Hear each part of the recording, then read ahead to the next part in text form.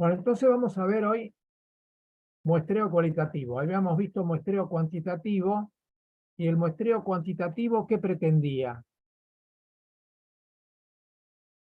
¿Se acuerdan qué pretendía el muestreo cuantitativo? Pretendía entender o representar al universo. Entender una situación o representar al universo. Representar al universo. Claro, representar al universo. Entonces necesitaba una muestra, ¿no?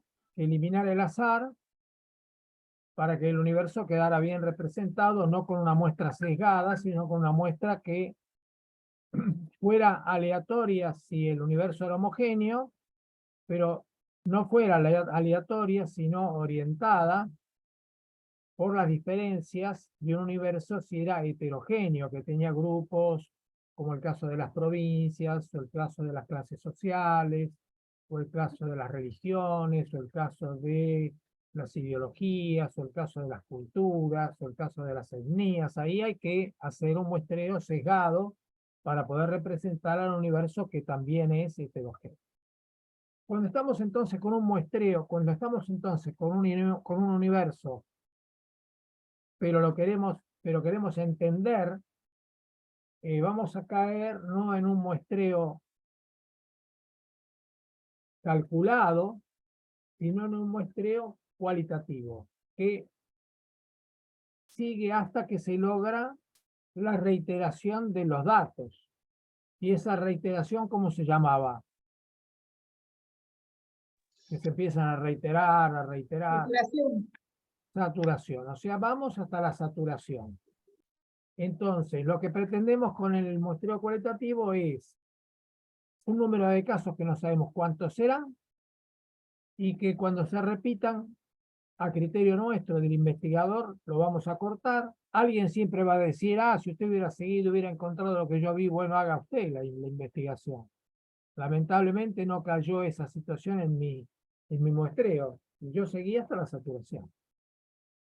El investigador tiene cierta discrecionalidad para decir algunas cosas de su investigación y no necesariamente contemplar el universo de opiniones que va a haber acerca de ellas. Cada uno después tendrá que justificar por qué investiga lo mismo o por qué aumenta la casuística.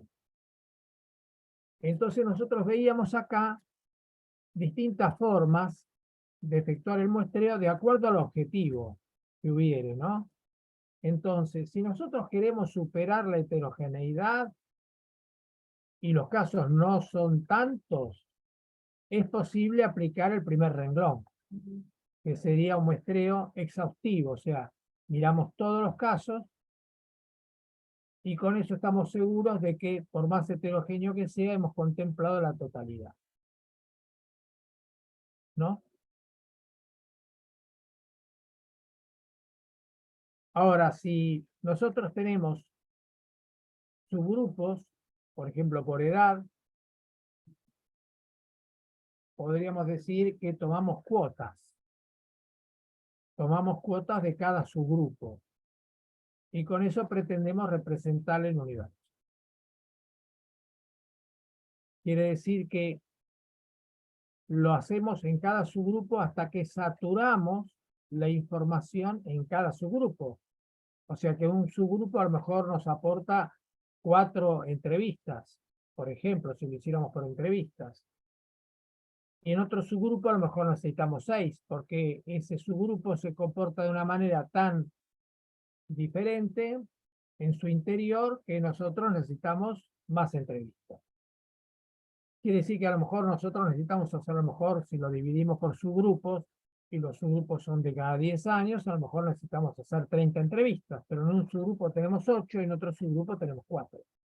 No habría ningún obstáculo, lo único que nosotros necesitamos es justificar, cuando lo presentamos, explicando esto de por qué se alcanzó la saturación en cada subgrupo con distinto número de casos.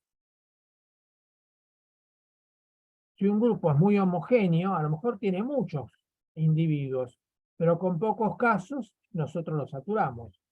Y otro subgrupo que tiene menos individuos, a lo mejor necesitamos hacer más entrevistas porque las entrevistas son más variadas. ¿Se entiende? Entonces no hay una proporcionalidad, como si lo necesitábamos en el caso de los muestreos cuantitativos. Acá la saturación nos indica terminar cuando el número de casos a lo mejor es muy diferente en cada subgrupo y no se corresponde con la cantidad de individuos de cada subgrupo. Eso es muy importante entenderlo, porque acá opera siempre el tema de la saturación. Entonces, cuando uno actúa por redes, por ejemplo, ¿no? El objetivo es encontrar la similitud y hacerlo fácil, ¿no? Entonces, en las redes se selecciona un caso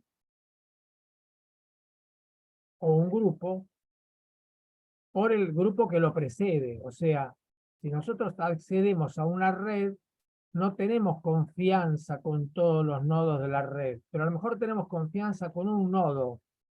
Y entonces en ese nodo, que a lo mejor es un grupo de chat, de autoayuda en alguna cosa, y nosotros queremos saber si a ellos les va bien con la salud o necesitan algo de la salud que nosotros podríamos brindarle, le preguntamos, ¿qué otro grupo de autoayuda podemos ver? Ah, yo conozco un grupo de autoayuda que, ¿no? Y uno se basa a lo mejor en un tipo de alternativas curativas y otro en otro tipo de alternativas curativas. Pero lo vamos haciendo porque una red nos permite, porque un nodo de la red nos permite acceder al otro nodo de la red. Eso sería por la facilidad que nos da el hecho de que una red nos presente, que un nodo de la red nos presente a otro nodo. También podría ser que nosotros quisiéramos ver casos extremos. Por ejemplo, si estuviéramos evaluando cómo funciona nuestro servicio, a lo mejor un caso extremo es el que habla muy bien del servicio. Y otro caso extremo es el que habla muy mal. Nosotros nos conectamos con ese caso que sabemos que se fue muy enfadado con nosotros, muy enojado, y le decimos, mire, la verdad es que usted podría aportarnos, nos interesa entrevistarlo porque justamente se fue muy descontento y queremos saber todas las situaciones que lo llevaron a ese descontento. Porque para mejorar necesitamos que nos ayude a conocer el servicio como usted lo conoció, desde el punto de vista que usted, desde su perspectiva, no desde la nuestra. Y tendríamos un caso que habla muy bien del servicio, otro caso que habla muy mal. Y entonces ahí con un solo caso de una situación muy favorable y de una situación muy desfavorable, entenderíamos mucho de nuestro servicio, tanto en lo que anda bien para fortalecerlo, reforzarlo, repetirlo, como para encontrar los puntos negativos. Eh, Después uno podría decir, bueno, no, casos extremos no, casos típicos, o sea, el caso típico, el caso que se va viendo, bueno, no me fue muy bien, pero al mismo tiempo estoy bastante bien, volvería, ese sería un caso típico, un caso mediano, digamos, un caso medio. Entonces, en ese caso medio nosotros creemos que vamos a encontrar aspectos que nos ayudan de lo que le fue bastante bien y aspectos negativos de lo que le fue tan mal, pero no tan mal como para que se vaya enojado, sino que, bueno, que se puede arreglar con cierta. Entonces pensamos que ese caso típico nos permite arreglar cosas más fácilmente que si viéramos el caso extremo negativo. Por ejemplo, podríamos empezar por caso típico antes de ver casos extremos, que nos exigirían el servicio un desarrollo más entusiasta de los cambios, y a lo mejor no hay tanto entusiasmo para hacer cambios tan importantes. Después podríamos ver casos únicos, ¿no? Casos que se apartan del resto en algún atributo, por alguna situación exasperante, ¿no? O por alguna situación por el contrario, muy favorable. Y bueno, sabemos que no hay dos, es único, pero necesitaríamos entrevistarlo. Entonces ese sería eh, el caso para incluir lo excepcional, que si no se nos escape lo excepcional. Que sea la persona que hizo una denuncia, por ejemplo. La persona que fue a un medio de difusión y habló de nosotros. A lo mejor bien o a lo mejor muy mal, pero es un caso excepcional, no se produce eso de una manera habitual. Bueno, así podríamos seguir. Son largas estas situaciones que se describen en esta paginita, ¿no? Los casos reputados o recomendados serían aquellos que nos dicen que, mira, yo conocí una persona que de tu servicio vino al mío y pasó tal cosa. Bueno, eso puede ser que merezca una atención particular. Después los casos ideales, ¿no? O sea, fue bien no solamente la atención en cuanto al trato y la satisfacción del paciente, sino que anduvo muy bien en la atención de la salud. Conseguimos un resultado que realmente nos dejó muy contentos, muy conformes. Entonces, esto sería muy bueno también, pero ya no por la satisfacción, la cosa subjetiva, sino porque se conjuga con que el logro fue muy importante desde el punto de vista de la atención, ¿no? Bueno, podríamos seguir con los casos comparables que comparten características fundamentales, ¿no? Que se pueden replicar y que se replican en la investigación, ¿no? Por ejemplo, los dos enfermos son comparables en edad, en grado de instrucción, profesión, en enfermedad, etcétera, y no anduvieron igual. Y creemos que el servicio tuvo que ver, o queremos saber si el servicio tuvo que ver. Entonces, en esos casos que son comparables, nosotros podríamos acentuar nuestra investigación o realizar una investigación. Después estarían las excepciones, los casos negativos, todo lo contrario del caso ideal, donde se logró todo. Estas son las excepciones que contradicen lo que nosotros hubiéramos pensado que era lo lograble, lo que se podía conseguir. Y ahí lo que buscamos es aplicar justamente medidas correctivas sobre esos casos que fueron negativos. Los casos discrepantes que se apartan ligeramente o no se ajustan bien a la teoría. En fin, nosotros tendríamos que justificar por qué elegimos a los que elegimos para hacer el muestreo cualitativo, hasta llegar a la saturación. Esto de la saturación no siempre es así porque a veces hay un solo caso, entonces uno no satura nada, uno ve el caso que hay. A veces no es que haya un solo caso, sino que es el único caso al cual uno accede. A lo mejor hay muchos casos, pero uno accede porque la persona se niega, las personas se niegan, uno accede a uno solo. Eso se explica en la investigación. A pesar de que hay muchos casos de esto, pudimos acceder a uno solo. Entonces no se saturó nada y quedó la incógnita de qué hubiera pasado si uno hubiera accedido a más casos, ¿no? Bueno, no sé si quieren hacer alguna pregunta. Las otras situaciones son un poco más raras, ¿no? Eh, el muestreo teórico sería, yo estaba con una teoría, con una idea, digamos, con una idea de la realidad, haciendo las muestras, estaba haciendo la investigación y de pronto me di cuenta, ¿no? De que había algo que no había tenido tan en cuenta y entonces me desvía un poco de lo que yo estaba haciendo y termino adaptándome a lo que encontré, ¿no?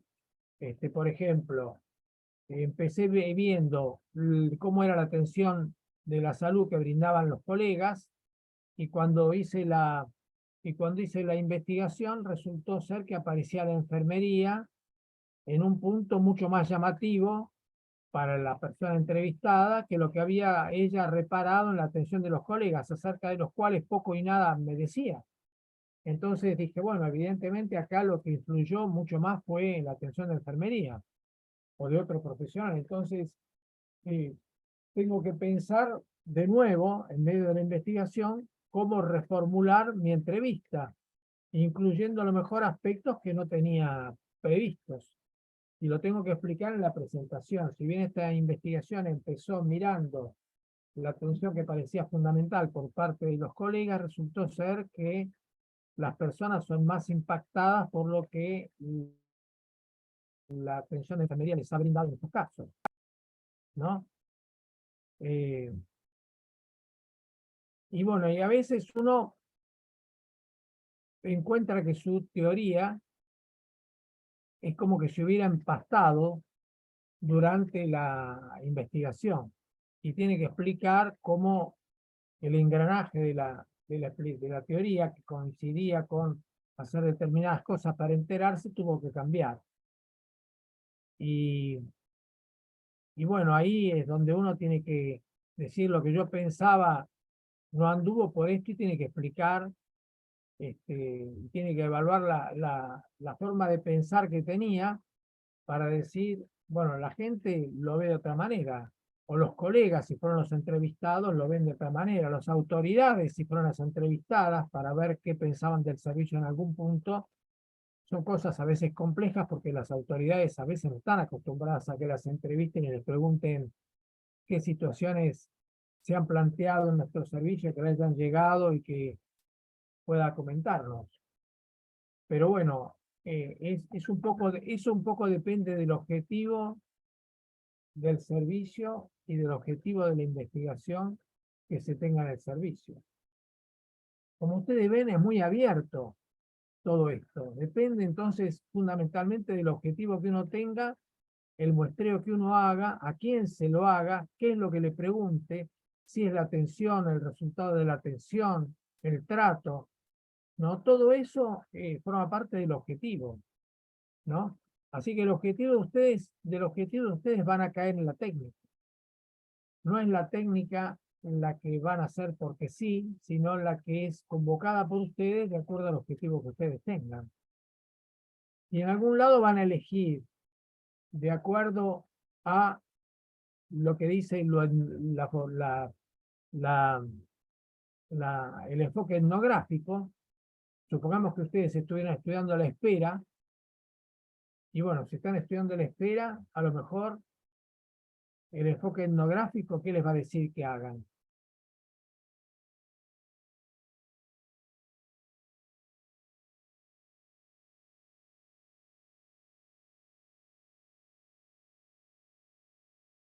El enfoque etnográfico tiene el, el supuesto de que uno mira y a través de gestos, actitudes, hechos, logra entender qué es lo que le pasa a un grupo social y cómo ese grupo social supera ese momento lo, lo transita, lo recorre, ¿no?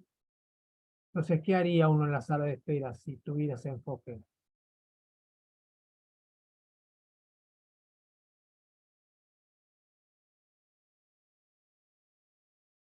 Iría a hacer una entrevista, armaría un grupo de discusión en la sala de espera preguntándoles qué les parece este tiempo que ha transcurrido mientras lo llaman. Le preguntaría a uno de la sala de espera, óigame, usted me podría contar de qué hablaron mientras esperaban y qué le pareció a usted, eh, si la gente estaba esperando con paciencia o no durante todo este tiempo. ¿Cómo harían ustedes si aplicaran el enfoque etnográfico?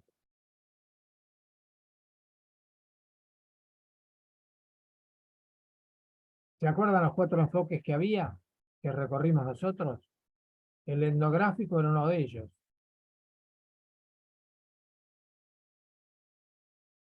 El otro era, están muteados. Si alguien habla, yo no los escucho.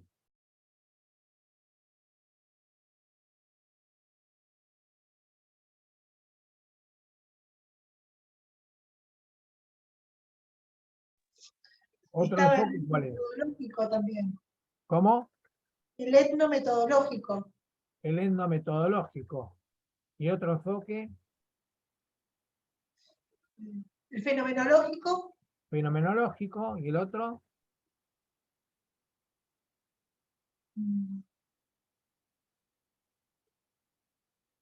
El de conservación. el de, Conservación, ¿no era? Era el con ese nombre, intervencionista. con ese nombre no. ¿No era el intervencionista? Sí, con IN empieza. Con empieza. Interaccionista. Eso, interaccionismo. Entonces, ustedes tienen 4 enfoques. Llegan a la sala de espera y ustedes quieren enterarse de qué es lo que pasó, porque hubo a lo mejor alguna protesta o alguna cosa que a ustedes les indicó que era interesante ver cómo se resolvía esa espera, cómo entendían la espera desde un punto de vista que no se lo habían imaginado y ahora por algún evento. Entonces, si ustedes aplicaran el enfoque etnográfico, ¿qué harían?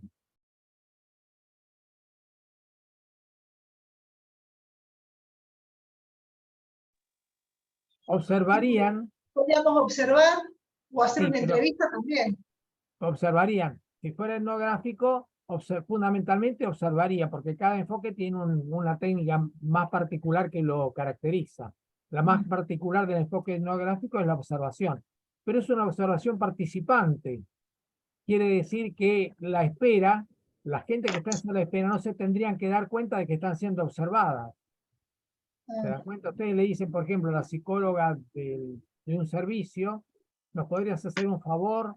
Vos que estás más calificada para ver gestos, actitudes, desarrollos grupales en una espera, o al asistente social, que tienen un poquito más de entrenamiento que nosotros, los médicos, bioquímicos, odontólogos.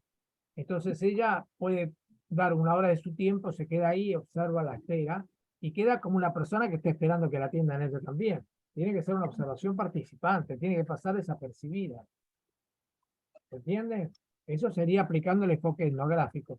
Y si aplicaran el enfoque etnometodológico, ¿qué harían? Para conocer lo que pasó en la espera.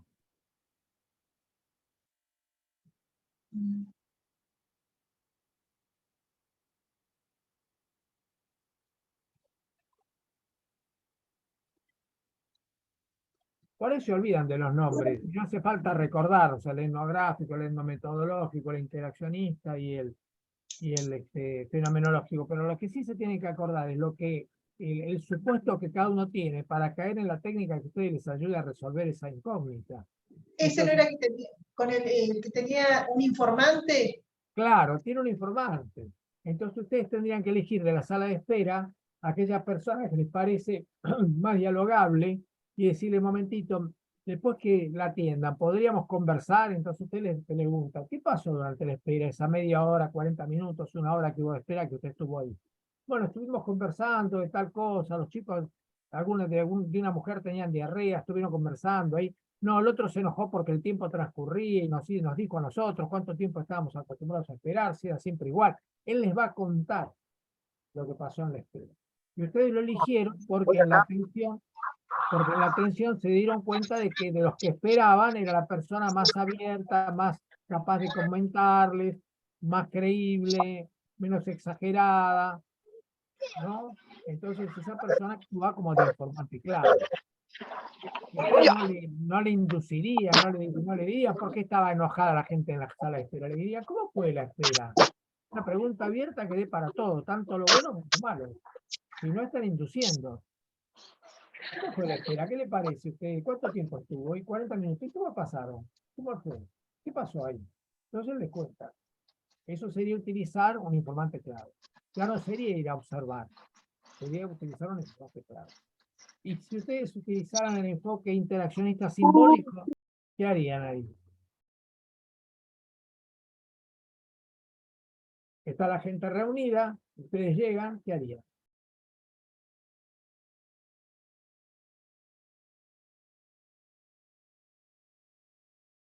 La observación participante no, el informante clave tampoco.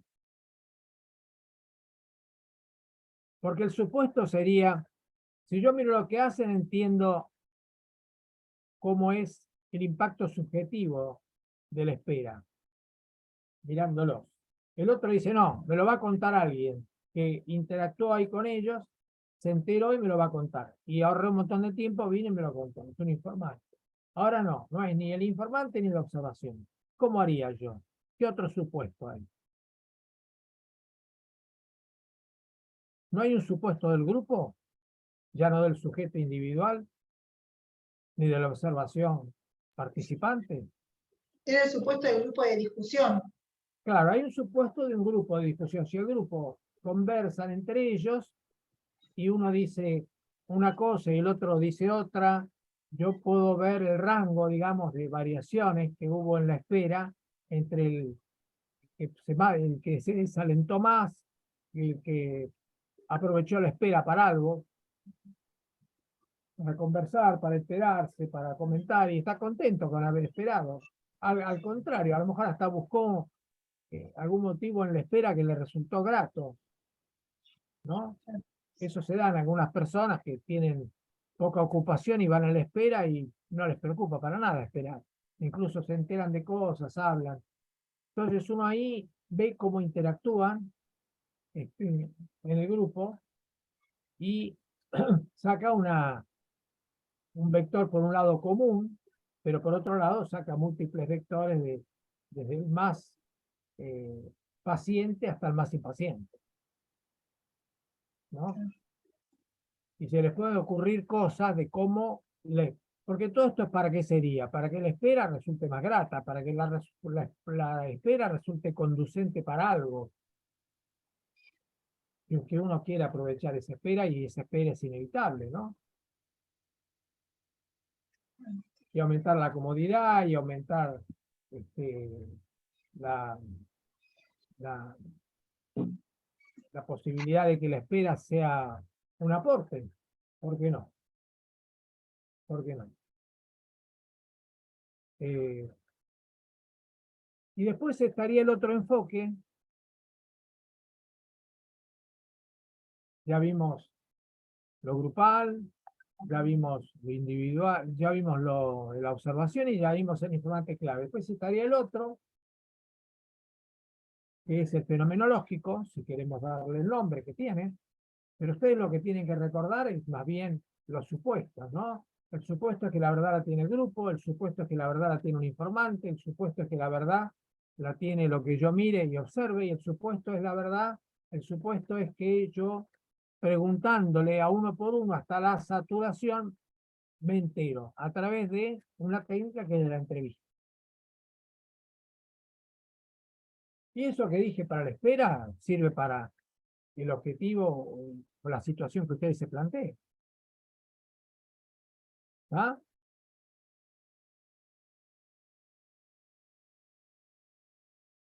Me parece importante que ustedes incorporen lo cualitativo en el lugar donde trabajan, en la salud, que no forma parte prácticamente nada de las investigaciones, pero que me parece que si nosotros entendemos la utilidad que tiene, la podemos llegar a utilizar con provecho en el hospital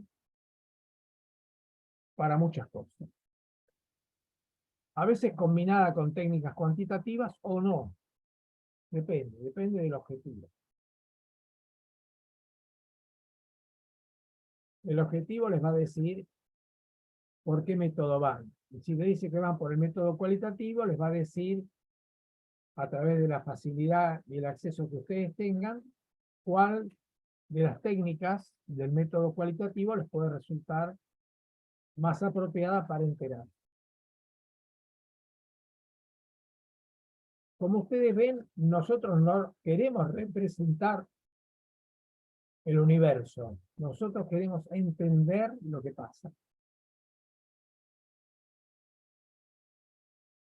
Con estas técnicas, nosotros no hablamos ni del 100%, ni no hablamos ni del número. Decimos lo que nos transmitió o lo que nosotros percibimos de la situación, para entenderla un poco mejor.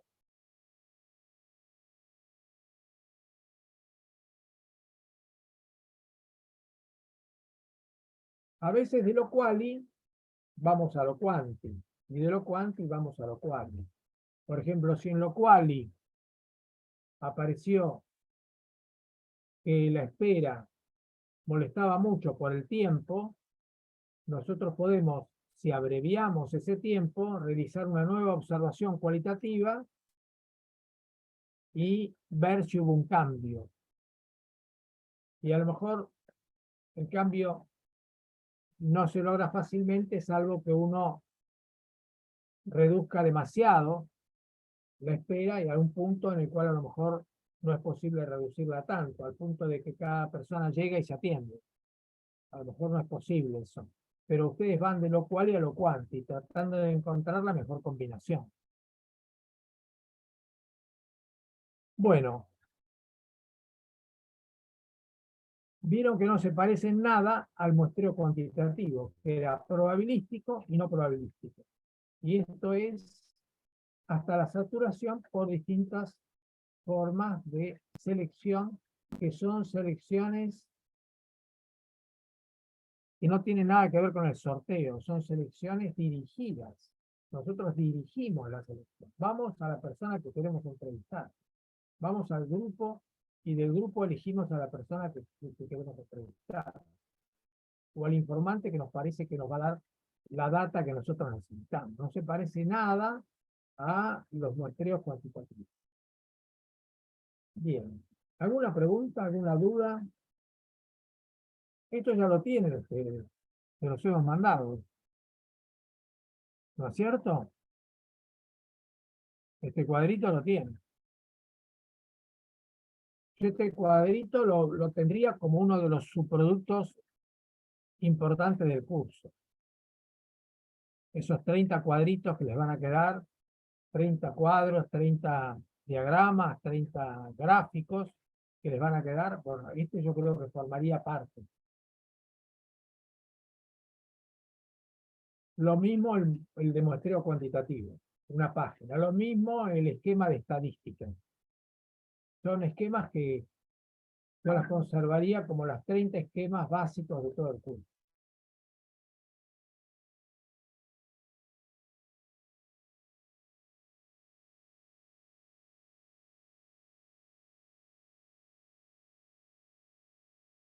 Estoy eligiendo, porque tengo varias cositas para, el,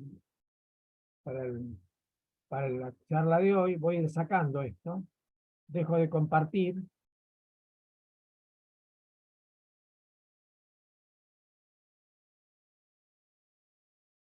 Y vamos a seguir con un ejercicio.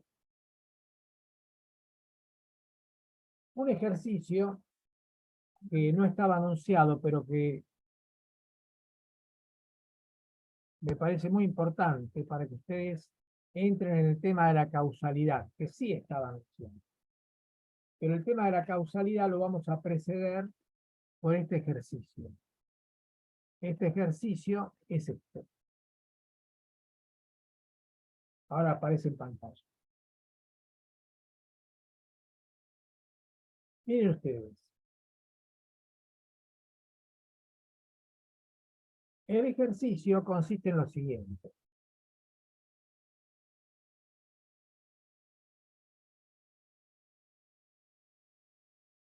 Nosotros estamos preocupados por el infarto agudo de miocardio. Y entonces se nos ha ocurrido, y este es un trabajo que existió realmente, pero lo he puesto así de una manera para una ejercitación sencilla, se nos ha ocurrido averiguar si el infarto se relaciona con el café por la actividad que nosotros suponemos que realiza el café en nuestro organismo y pensamos que a través de distintas interacciones puede provocar un grado de, de, de desarrollo en la acción miocárdica que termine en algunos casos en el infarto.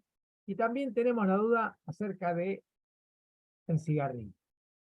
Y queremos saber si los dos o uno de ellos impacta en el infarto agudo de miocardio. Entonces, fíjense la construcción del primer cuadro. Yo voy acá con la flechita. Y dice lo siguiente. En la primera columna, el número de tazas de café. Y en la primera línea aparecen en varones el total de varones y los muertos por infarto agudo de miocardio. Entonces observo las tazas que toman de café y veo una población, por ejemplo, la población de 0 tazas de café, ¿cuántos varones tienen?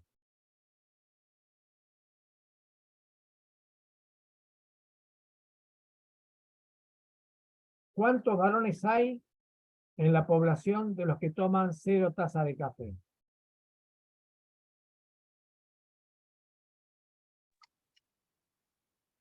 1090. 1090, de los cuales murieron ¿cuántos? 7. 7. Bueno, y así van recorriendo todas las líneas. En este renglón, de 1 a 5 tazas de café, murieron 30, pero sobre 3.600. ¿Sí? En la tercera línea, de 6 tazas o más de café, murieron 22, pero de un número un poco menor, 1.900. En total, hubo 59 muertos de una población de 6.590 personas, de las cuales solamente un sexto, digamos, no tomaba café. Entonces, si ustedes observan acá, ¿qué idea en principio tendrían? ¿Que el café influye en la mortalidad? ¿No influye o tendrían dudas?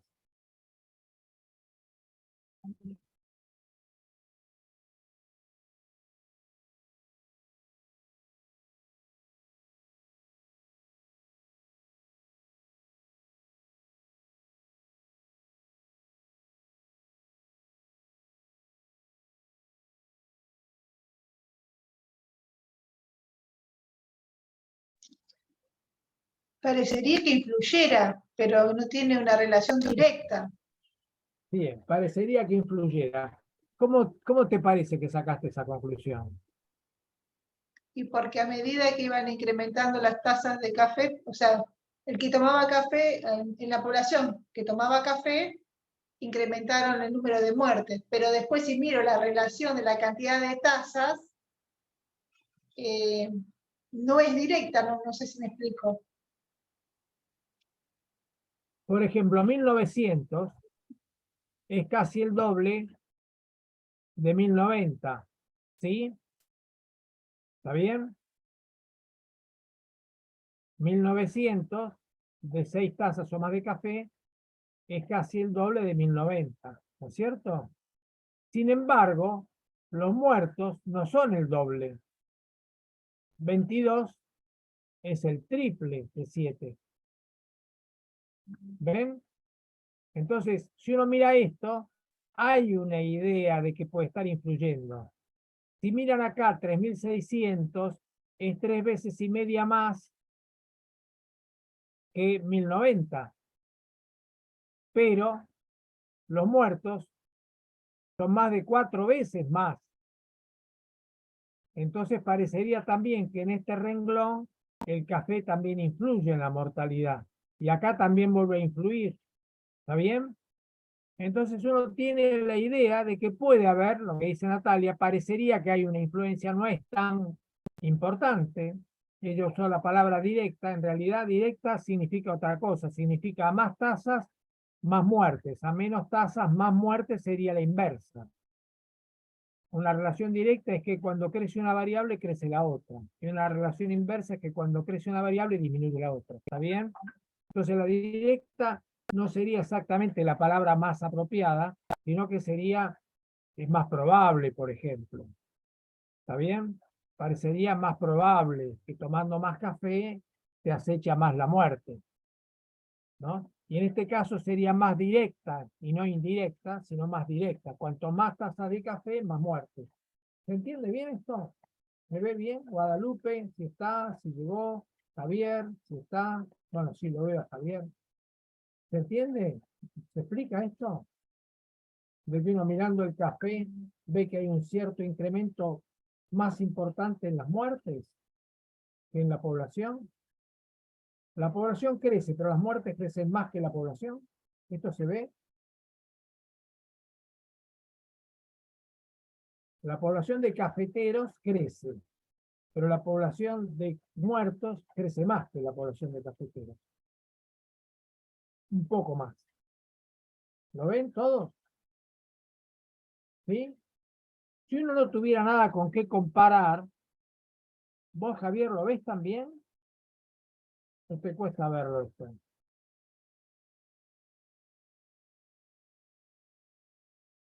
Que a medida que aumentás la población, el aumento de muertes es proporcionalmente un poco más alto que el aumento de la población. ¿Eso lo ves? Por ejemplo, este es 2 veces más que este, pero las muertes son 3 veces más. ¿Eso se ve claro?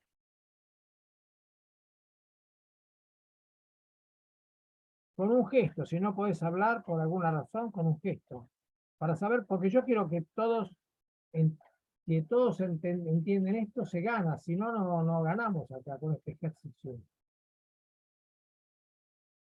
Si hay alguna duda, volvemos, ¿eh? Lo repetimos hasta que se lea bien.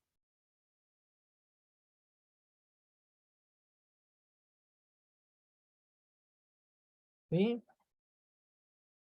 ¿Alguien duda de esto?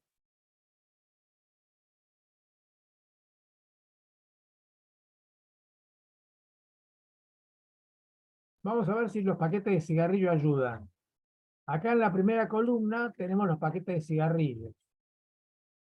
De 0 a 3 y más. Y acá tenemos en la primera línea los varones, el total de la población de varones y el total de muertes. ¿A ustedes les parece que el cigarrillo influye o que no influye?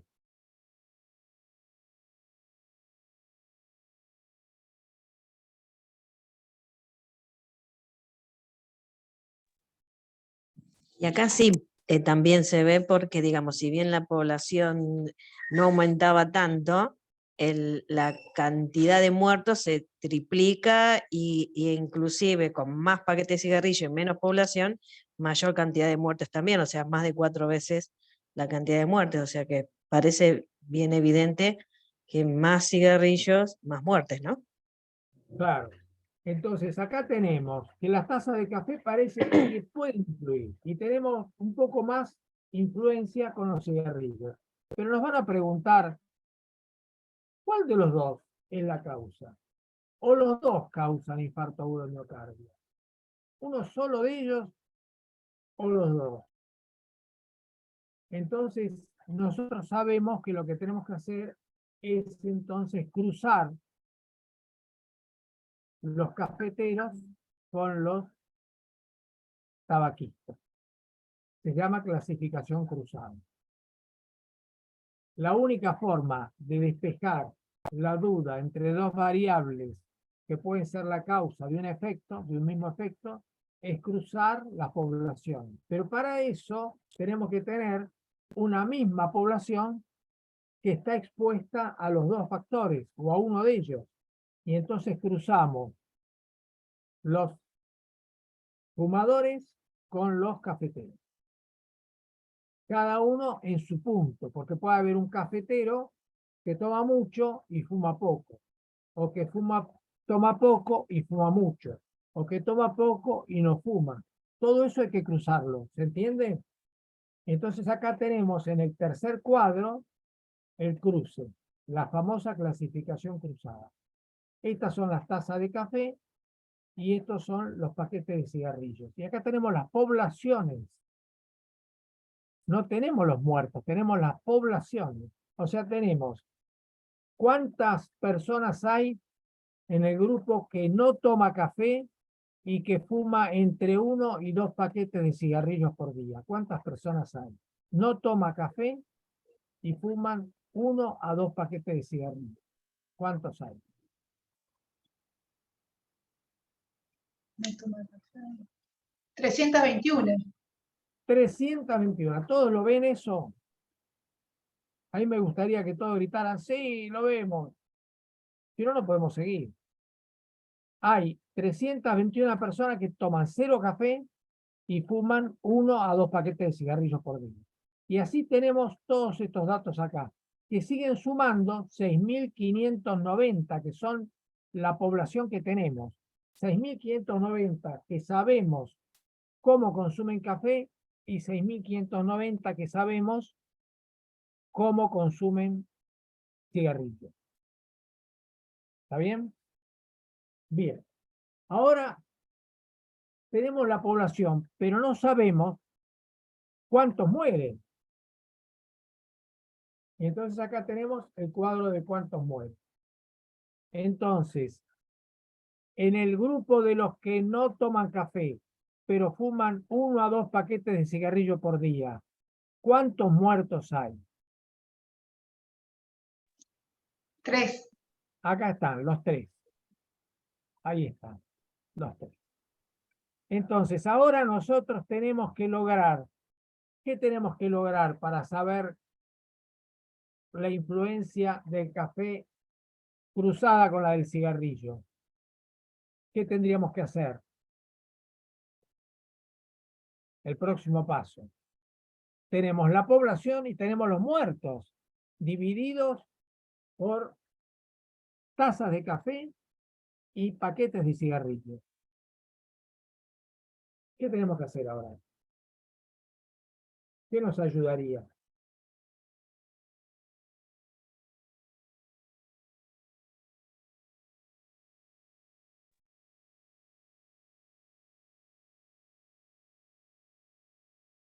Si tenemos los muertos y tenemos la población de la cual provienen, tenemos la posibilidad de sacar ¿qué cosa? ¿Cómo? ¿La tasa de qué? La tasa de mortalidad. La tasa de mortalidad. ¿Se dan cuenta? Estamos a un paso de obtener la tasa de mortalidad. Y con la tasa de mortalidad obtenemos este cuadrito. Tasa de mortalidad. Acá hay 3%,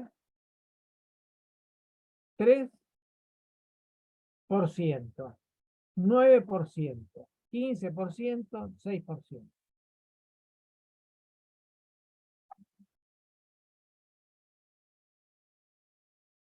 A ver si es por ciento, espera un poquito. Porque son 59 en 6.590. O sea que son 9 por 1000. Es por 1000 esto. Esto es por 1000. 3 por 1000, 9 por 1000, 15 por 1000, 6 por 1000. Entonces, vamos a hacer un intervalo. Y yo los voy a dejar acá con este ejercicio. O sea, vamos a hacer un intervalo de 15 minutos para que puedan reposar un poco y después se toman 10 minutos y nos vemos en 25 minutos, donde ustedes analizan este cuadro y me dicen quién es el responsable de la mortalidad. ¿El café y el tabaco? ¿El café pero no el tabaco? ¿El tabaco pero no el café? Porque ahora con la tasa en esta clasificación cruzada hemos avanzado muchísimo y podemos hacer esa comparación. Pero quiero que hagan ustedes el esfuerzo de saber qué pueden sacar de una tabla de clasificación cruzada. Sería una gran cosa que pudiéramos irnos hoy sabiendo analizar una tabla con una clasificación cruzada. Hacemos un intervalo. ¿Sí, Javier? Si querés, paras el grabador.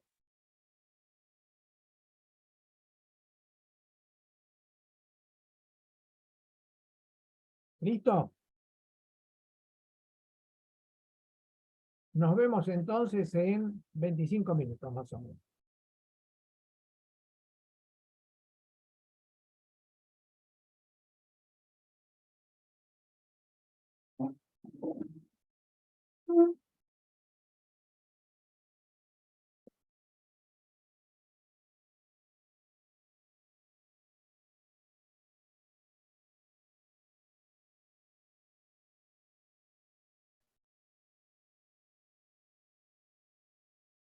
Se llama factor de confusión porque mirado solo puede impresionar de una manera, pero nos puede confundir si nosotros no limpiamos la verdadera variable que influye asociada a esa variable. Al café asociada la variable del paquete de cigarrillos. Por estas clasificaciones cruzadas son los que en estadística le llamábamos regresión. ¿Se acuerdan que dijimos un día vamos a ver qué significa esto de regresión? Regresión es relacionar una variable con un efecto y poder decir cuánto se modifica el efecto con la modificación de la variable causal. Entonces nosotros decimos pasar de 0 paquetes de cigarrillo a 1 o 2 multiplica por 3 la tasa de mortalidad. Y estamos haciendo un estudio que se llama de regresión.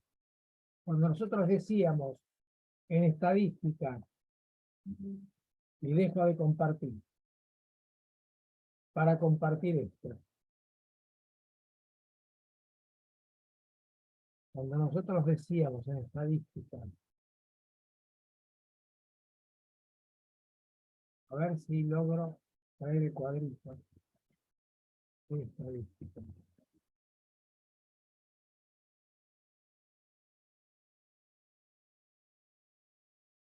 ¿Lo ven el cuadrito? ¿Sí?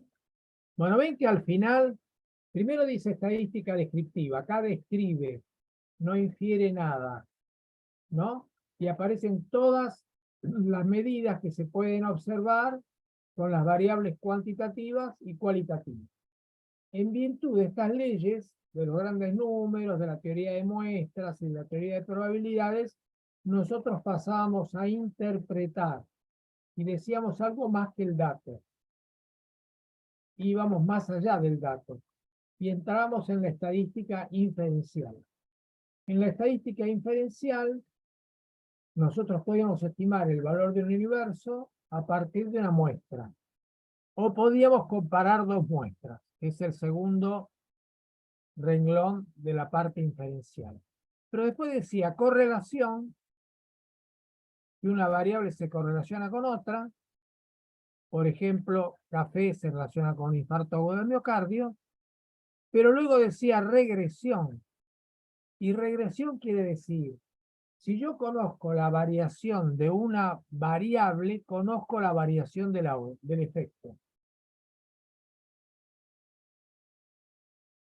No solamente se correlacionan, sino que además puedo medir la variación del efecto a través del conocimiento de la variación de la causa. Entonces eso es el cálculo de regresión, ¿no? Se podría haber llamado de avance, se le llamó de regresión. ¿Cuánto regresa el efecto si nosotros modificamos la causa, la supuesta causa? Es un cálculo de regresión. Ya no es más de relación entre dos variables, correlación, sino que además podemos medir la variación. Eso es lo que nosotros hemos hecho con el café. Decimos, con el cigarrillo, con 0 cigarrillo se multiplica por 3 la mortalidad por infarto agudo del miocardio si se consumen 1 a 2 paquetes diarios. Ya estamos en la regresión. Y si dejamos de compartir y volvemos al cuadrito fijando el café, varía con el cigarrillo, pero fijando el cigarrillo no varía con el café. ¿De acuerdo? Sí. Bueno, buenísimo. Si entendimos esto, ya sabemos lo que es regresión. Y ya sabemos que entre dos causas hay que hacer una clasificación cruzada. Tenemos que conocer la población en relación a ambas variables, porque si tenemos poblaciones diferentes, lo que podemos hacer es una interpretación como si fuera un estudio ecológico, pero no logramos tener la clasificación.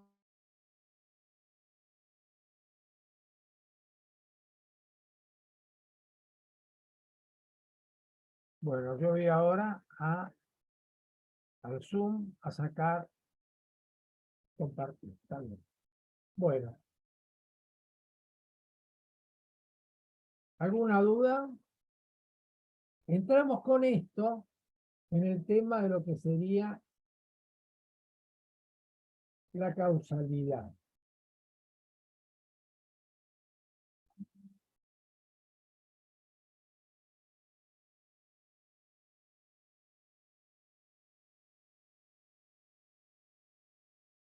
La idea era mía la siguiente.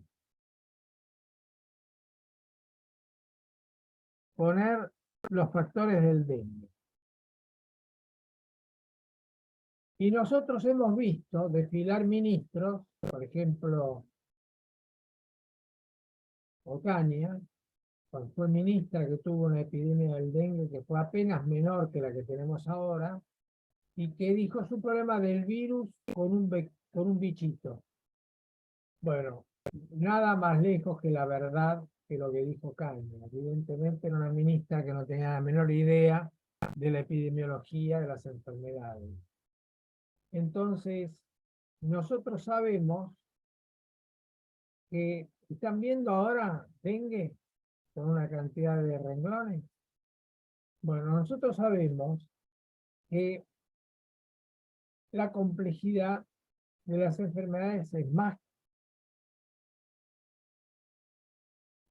amplia que un virus con un bichito, ¿no? Entonces, tenemos acá distintos aspectos. Vamos a verlos.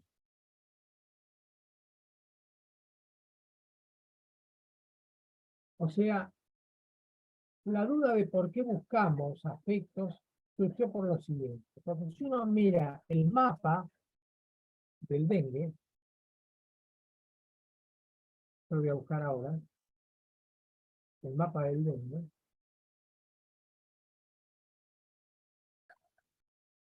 ¿qué le llama la atención? ¿Ven los coloreados? Son los riesgos de dengue en distintas probabilidades, ¿no? Más riesgo, menos riesgo. Cuanto más coloreado, más riesgo.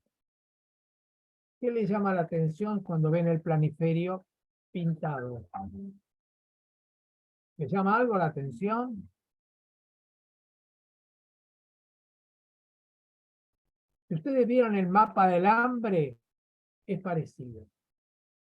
Si ven el mapa del paludismo, es parecido. Si ven el mapa de la tuberculosis en el mundo, es parecido. Si ven el mapa de la lepra, es parecido. ¿Qué quiere decir?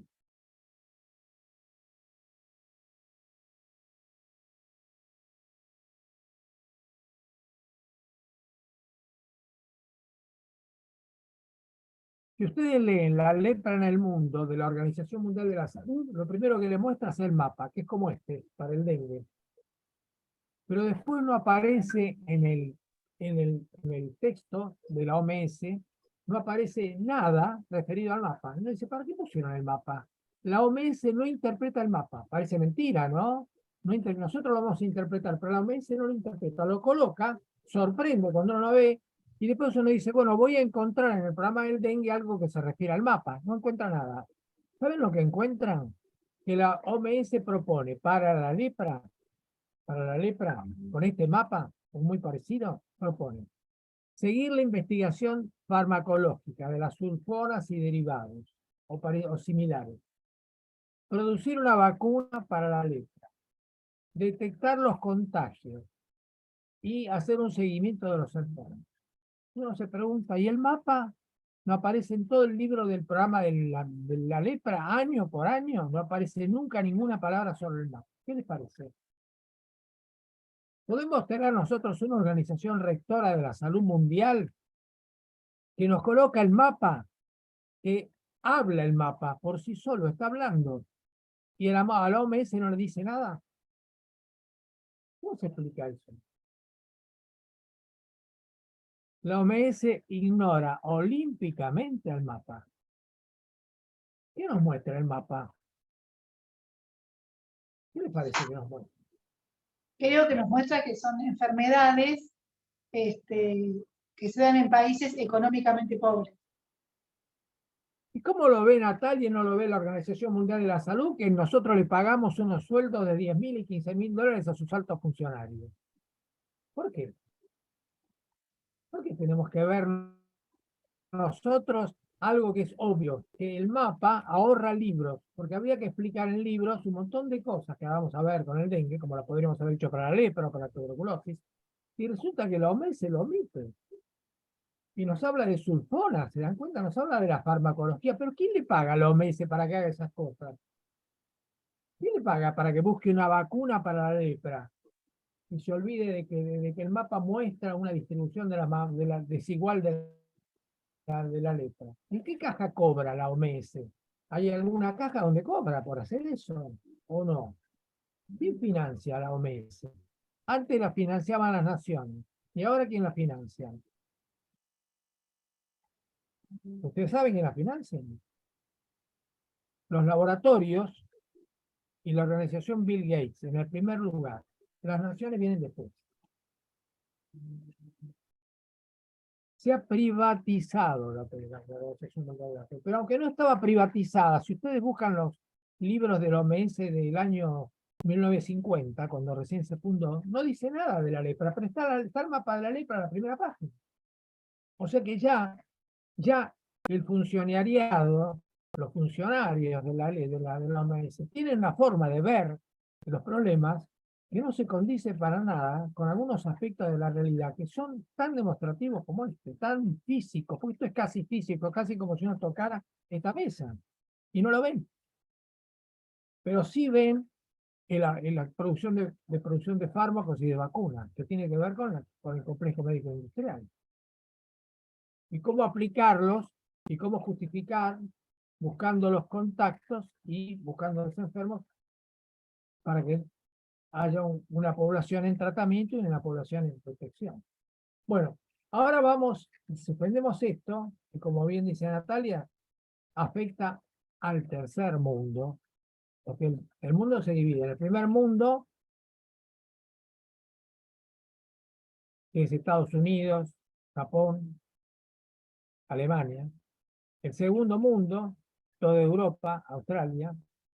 El tercer mundo, que son los países no centrales, los países periféricos, también llamados dependientes, también llamados, bueno, países al sur del Ecuador, casi todos. Y el cuarto mundo, que sería el mundo que infiltra a los países del primer mundo. Porque uno se va a Estados Unidos y ve que al lado de los grandes desarrollos arquitectónicos hay lugares que muestran algún hacinamiento de latinoamericanos o de afroamericanos, ese sería el cuarto mundo que infiltra al primer mundo. Ahora estamos alarmados y decimos, ¿cómo? Hay una distribución desigual. Entonces ya no es el virus y el mosquito. Hay otra cosa.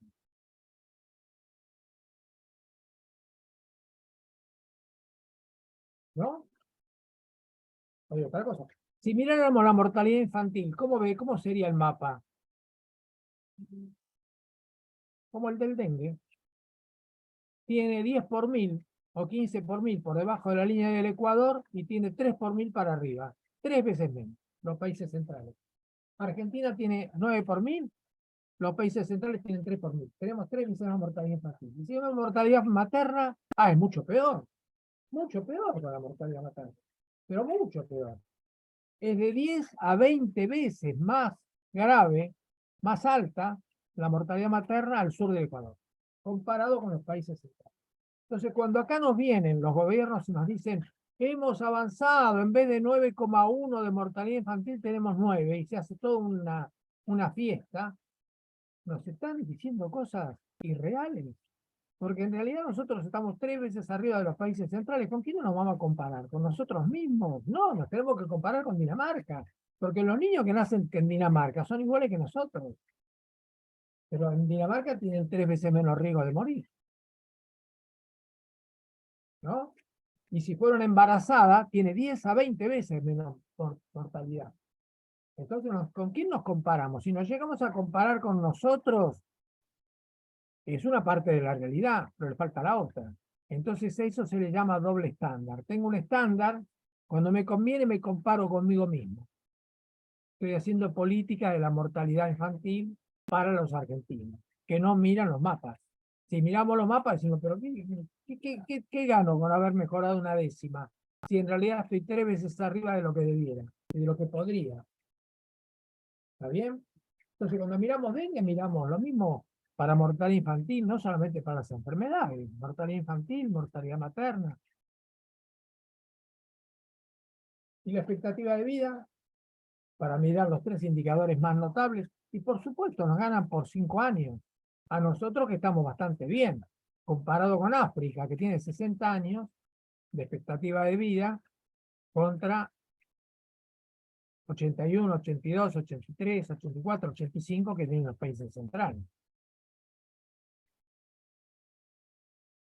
En algún caso, los países pobres están protegidos. La vez pasada descubrimos que con la cesárea los pobres tienen menos cesáreas y se salvaron de las complicaciones de la cesárea. Ahora descubrimos que si África tiene 60 años de expectativa de vida, tiene que tener menos COVID. Efectivamente, cuando ustedes van a buscar COVID, aún sin vacunarse, los africanos tenían muy poco COVID, pero muy poco, comparado con los países centrales.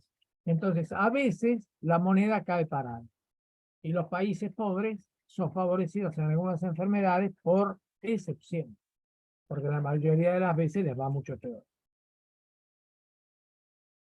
Entonces, mirando lo del dengue, vemos que es un problema, ya no es, ¿qué sería? Un problema biológico. Imagínense lo que sería biologizar con el mosquito y el virus, el problema del dengue, y alguien nos viene y nos dice, pero vos sos médica, mira el mapa, qué vergüenza, ¿no? Le hemos puesto un aspecto exclusivamente biológico a una enfermedad que en unos países los pinta y a otros los despinta. Evidentemente hay otra cosa.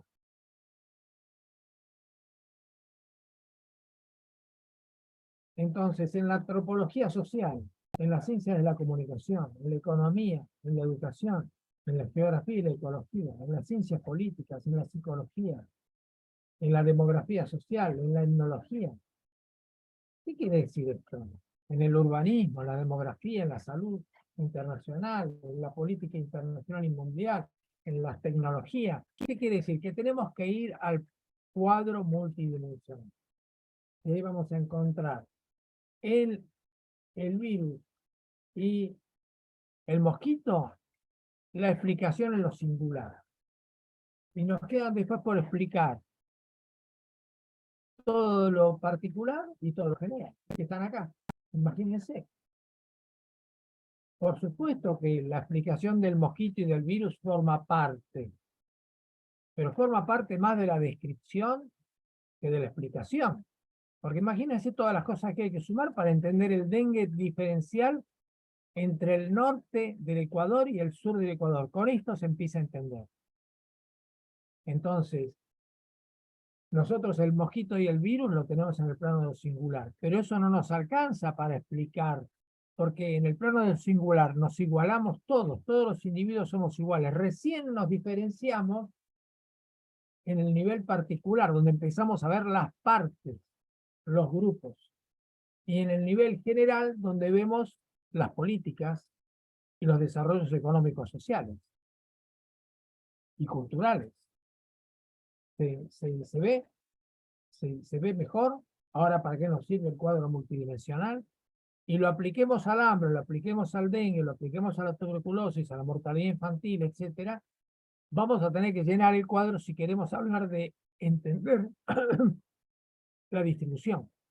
Si no nos interesa entender la distribución, bueno, no tendremos este enfoque. Tendremos un enfoque en lo singular, exclusivamente técnico.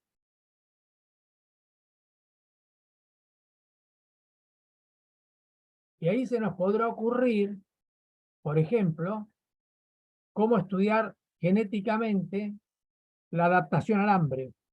Como yo lo escuché de una genetista que me dijo, mi estudio es la adaptación genética al hambre. ¿Para qué?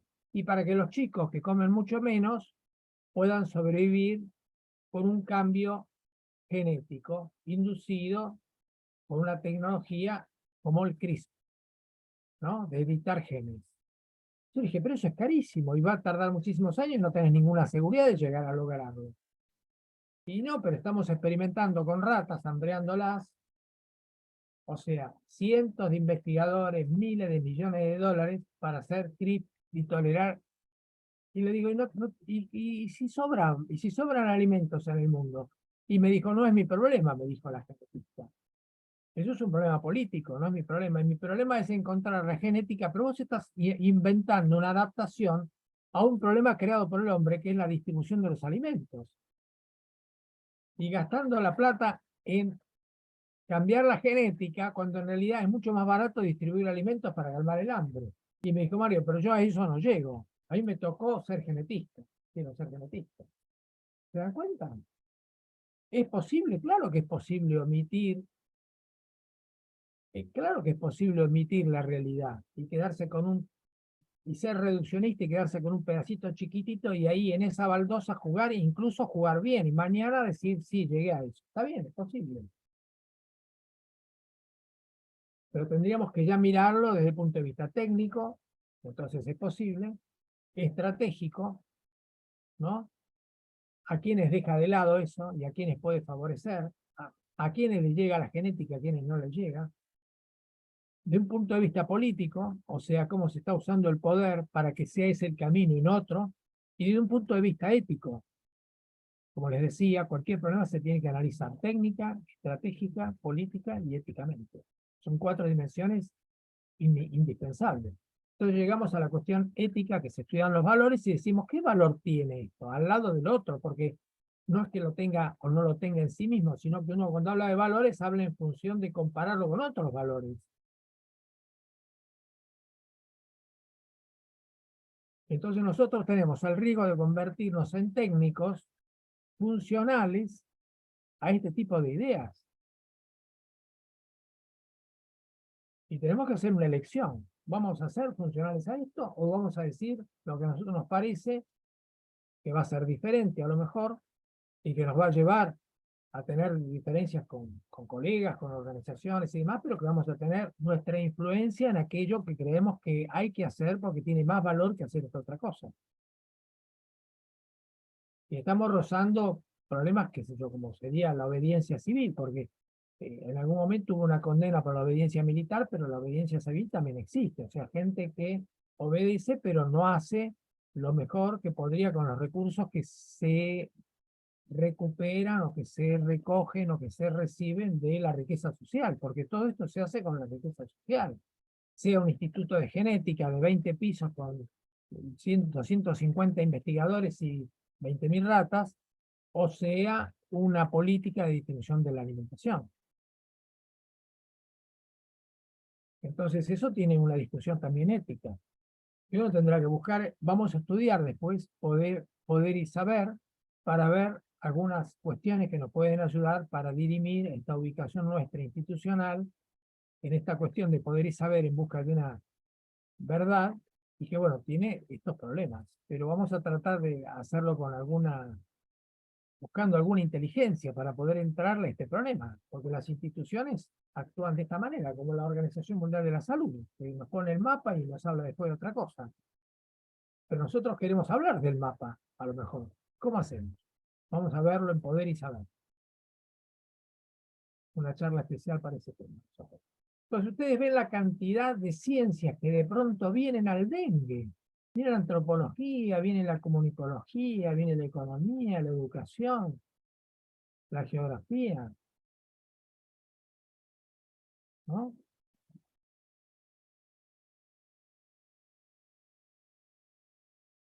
Yo me gustaría elegir alguna de las...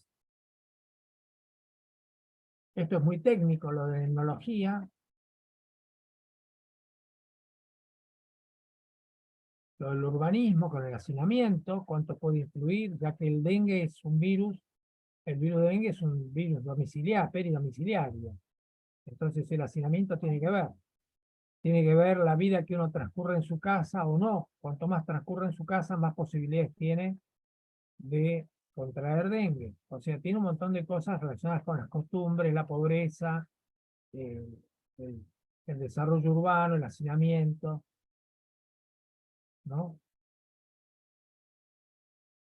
Bueno, no sé si vale la pena esto, pero sí vale la pena que se los mande para que ustedes puedan leer. Cualquier duda la resolvemos.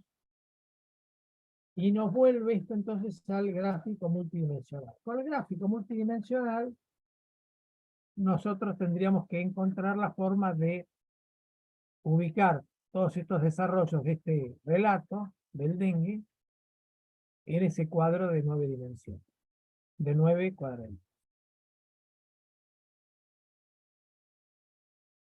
¿Alguna pregunta? ¿Alguna duda? ¿Alguna sorpresa? ¿Les sorprendió ver el mapa?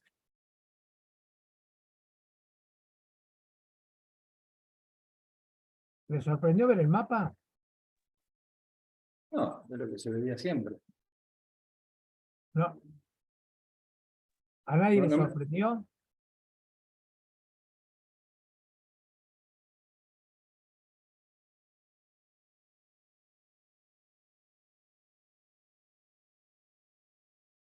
¿La distribución o el mapa en sí Sí, la plasmado? distribución. Sí, la distribución y la homologación de todas esas enfermedades transmisibles propias del subdesarrollo, que uno se imagina que tiene relación Claro, con uno lo espera, no lo ¿no? ve en Es el mapa. esperable. ¿Eh? ¿Eh? Claro, es esperable, es lo que uno piensa que ocurre. Sinceramente, yo no lo había visto en un mapa. Ujú.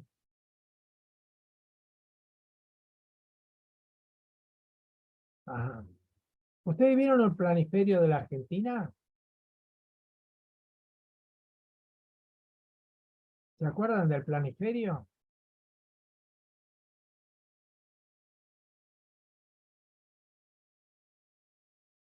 Planiferio argentino. No, planiferio, el planiferio de la Argentina, no. El planiferio, perdón. Un planiferio. Ahora les voy a mostrar un planiferio.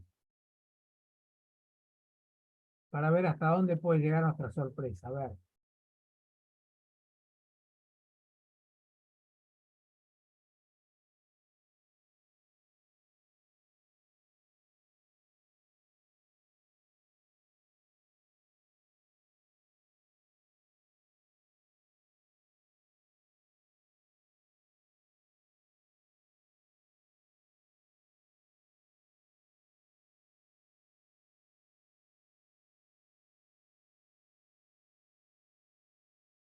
Me sale un poco de tema, pero como estamos viendo esto del mapa, se me ocurre que lo podemos complementar no con la salud, sino con la soberanía de los países y ver entonces el mapa. Un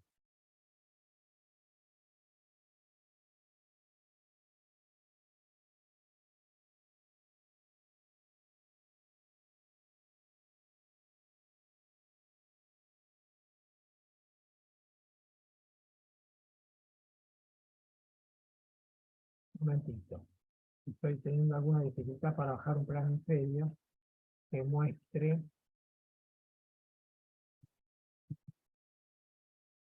lo que me parece muy útil mostrar.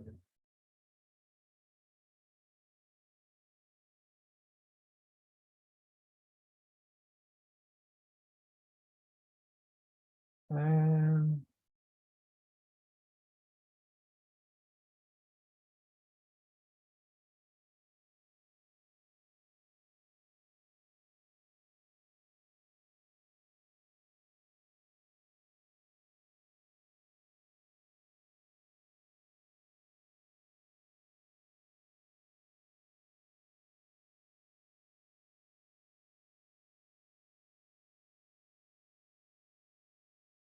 Ahora está bajando el planiferio. Acá lo tenemos.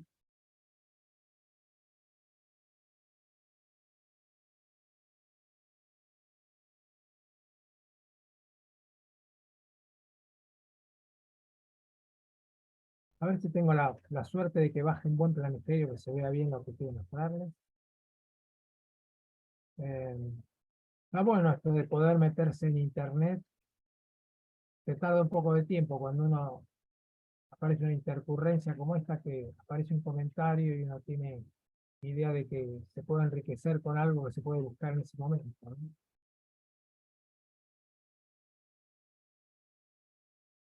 Bueno,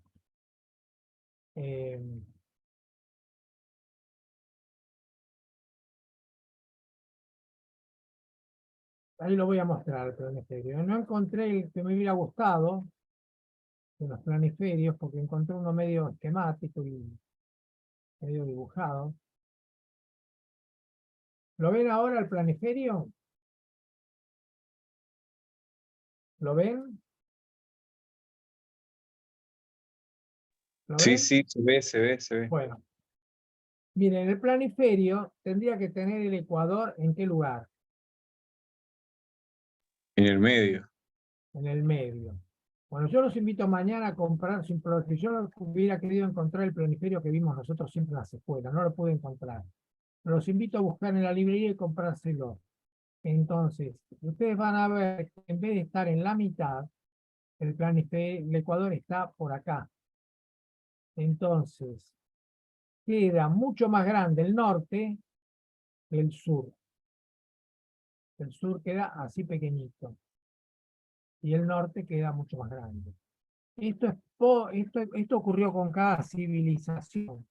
Por ejemplo, entre los romanos, la capital, el centro del mapa era Roma. Quiere decir que hay un antropocentrismo, hay ponerse en el centro uno cuando hace los mapas. Y acá, como lo hizo Mercator, que es un alemán, el planiferio, el Ecuador quedó al sur, no quedó en el centro, es un error. Pero no, ¿ven que Groenlandia parece mucho más grande que la Argentina? Sin embargo, miden 3 millones, y eso que le falta un pedazo acá arriba porque cortaron al terminar el dibujo. Pero Groenlandia es inmensa acá, así. Y mide 3 millones de kilómetros cuadrados, igual que nosotros. ¿Por qué se logra eso? Porque están todos los países al sur del Ecuador más chicos. ¿Se entiende? Lo grave de esto es que si lo dan vuelta al mapa y le miran el borde, cuando mañana compren en la librería el planiferio, van a ver que dice, aprobado por el Instituto Geográfico Militar Argentino. ¿Qué tiene que defender el Instituto Geográfico Militar Argentino? La soberanía territorial. ¿Cuántos años hace que el Instituto Geográfico Militar Argentino aprueba un mapa que nos achica? Desde que se creó. ¿Dónde está la soberanía geográfica de la Argentina? Defendida por el organismo que tiene que hacerlo. ¿Se dan cuenta? Es igual que el OMS. Habla de salud y no nos nombra el mapa. Ellos hablan del territorio y se olvidan de que nos colocaron el Ecuador al sur.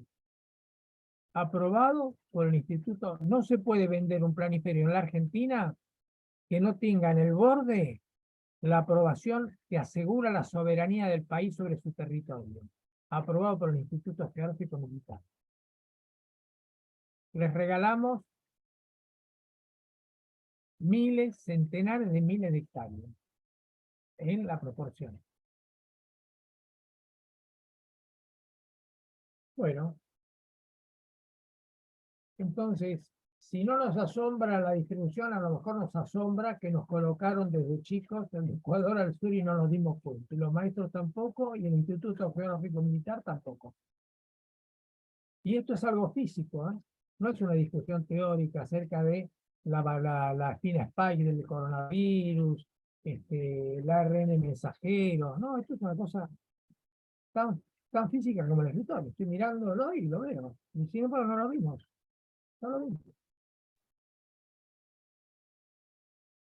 Entonces vamos al tema de cómo se explican entonces las cosas, porque nosotros tenemos la descripción de los fenómenos, cómo llegamos hasta acá, entonces sería la explicación, y en el futuro qué nos va a pasar, sería la predicción.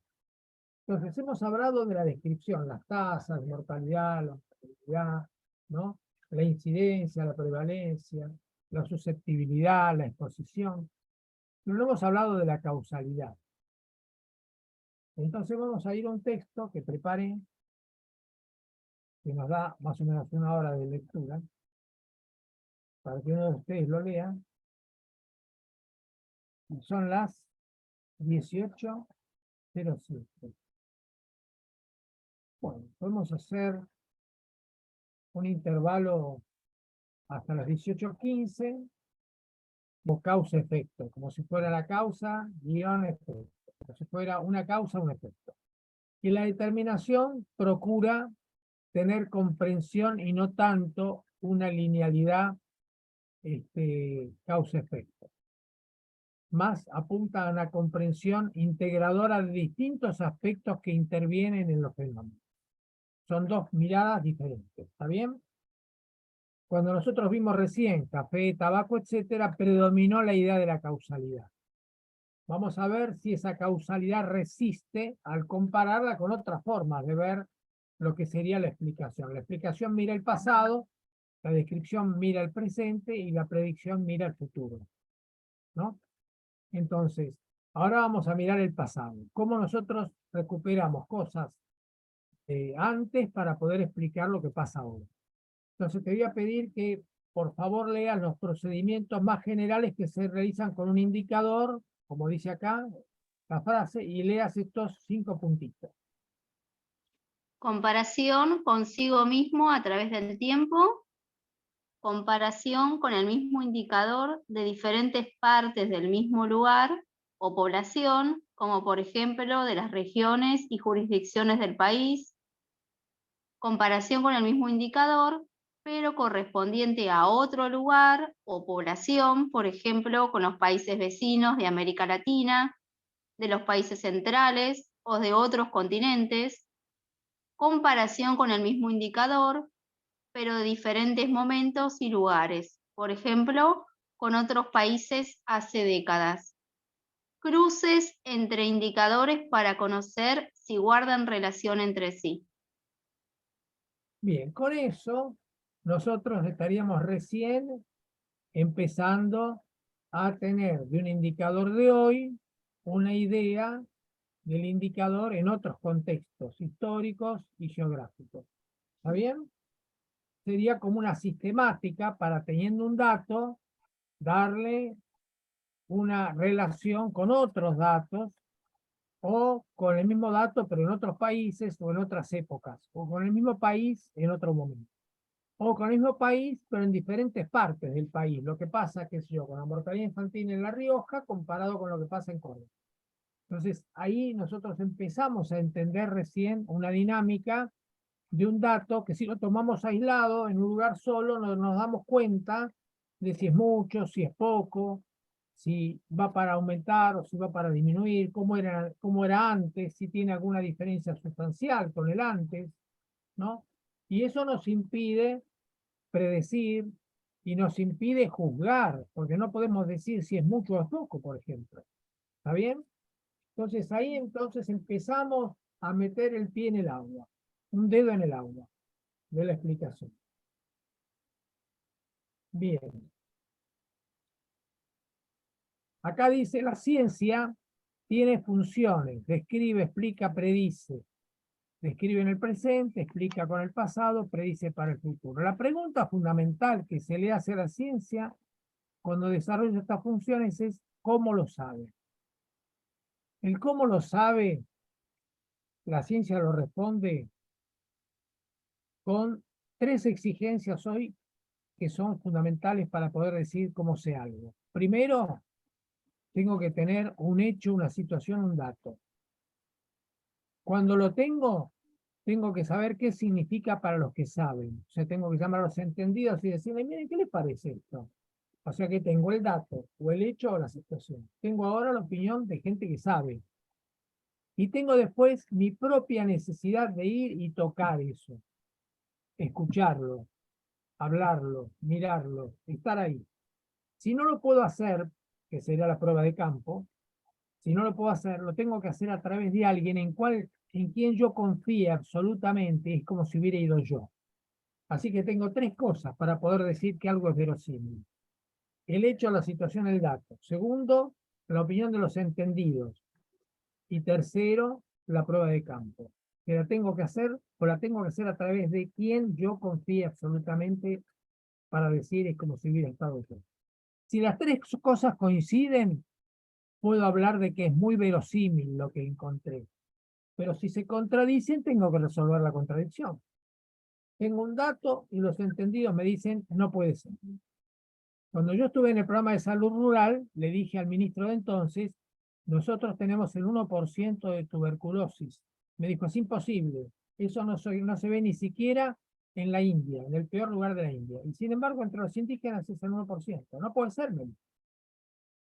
O sea, él como autoridad desautorizaba el valor del dato. ¿Es cierto el valor del dato y se equivoca el ministro? ¿Es cierto lo que el ministro dice, que cómo podemos estar peor que en el peor lugar de la India estando en la Argentina? Bueno, se planteó una contradicción, habría que resolverla. ¿Se entiende? Después uno, como no la puede resolver, porque a lo mejor los entendidos no se van a poner de acuerdo con el dato que se encuentra en la realidad, uno tendrá por sí mismo que resolver esa contradicción a través de su propio espíritu crítico. Entonces faltaba la prueba de campo.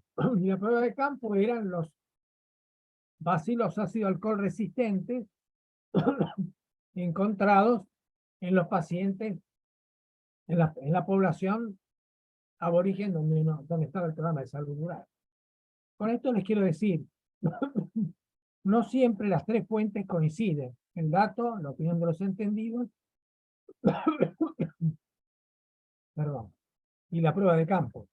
Ustedes van a tener, cuando no haya coincidencia, van a tener que definir cuál es la fuente que los conforma. Y ahí van a tener que apelar a su capacidad crítica. ¿Está bien? Bueno, seguimos y pasamos de esa idea muy inicial de cómo enmarcar un primer dato en función de aspectos históricos y de lugares, etcétera, pasamos a esta, al reduccionismo monocausal. ¿Qué sería el reduccionismo monocausal? Sería decir que para cada efecto vamos a encontrar una causa. Este reduccionismo impregna nuestra formación. Tanto es así que nosotros decimos la tuberculosis es provocada por el bacilo de Koch. En este desarrollo que estamos leyendo, discutimos esa forma de ver.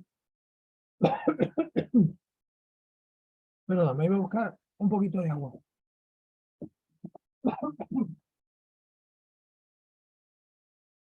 Que a esa forma monocausal nosotros la podemos comparar de una manera un tanto exagerada con el alcoholismo. Y decir, el alcoholismo se debe al alcohol. O sea, la tuberculosis se debe al bacilo de la tuberculosis. La lepra se debe al bacilo de la lepra. El carbunco se debe al bacilo del carbunco. Cuando nosotros hacemos eso, no agregamos información, porque en el carbunco está el bacilo del carbunco. En el tuberculoso está el bacilo de la tuberculosis, también están las cavidades.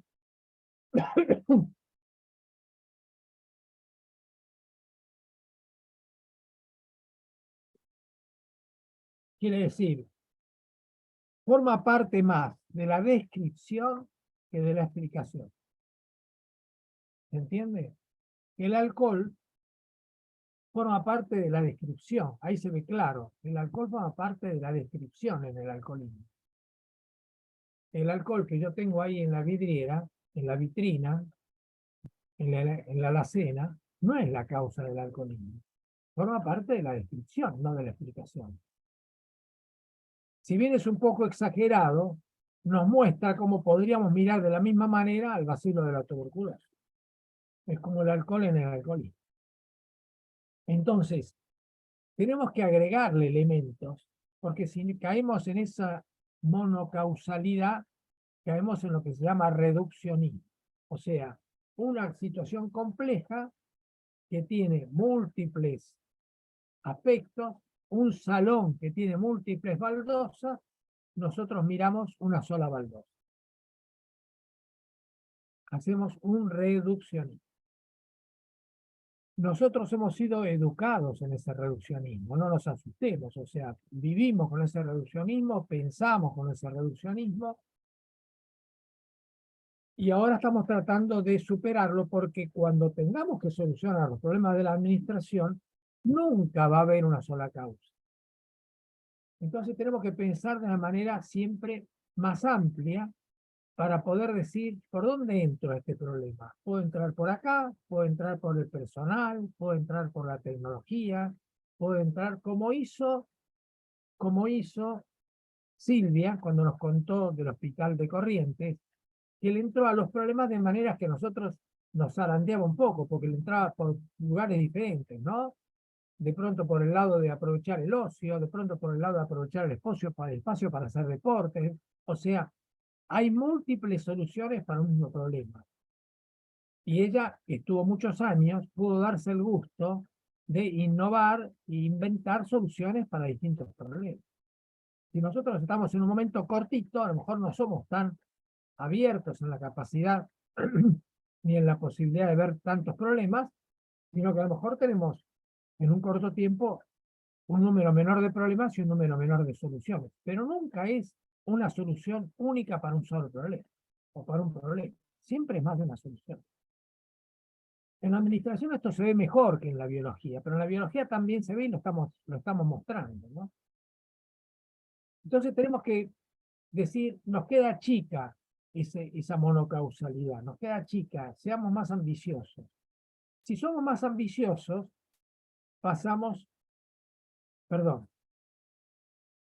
hubo quienes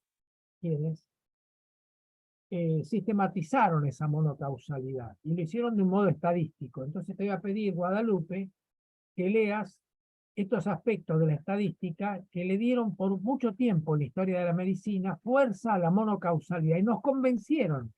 Pero siendo un reduccionismo, también fuimos reduccionistas para ver estos aspectos y nos contentamos con ellos cuando había otras cosas para mirar. Pero esto está muy bien hecho, pero es reduccionista. Uno puede ver muy bien una baldosa y puede bailar un tango en una baldosa, pero es reduccionista. Si uno habla del salón, el salón tiene muchos más baldosas que una. Entonces, Guadalupe, por favor, ¿nos lees estos puntitos?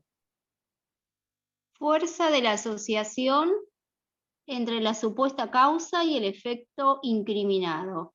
La presencia de la causa asegura la presencia del efecto e inversamente. Significación estadística de la asociación.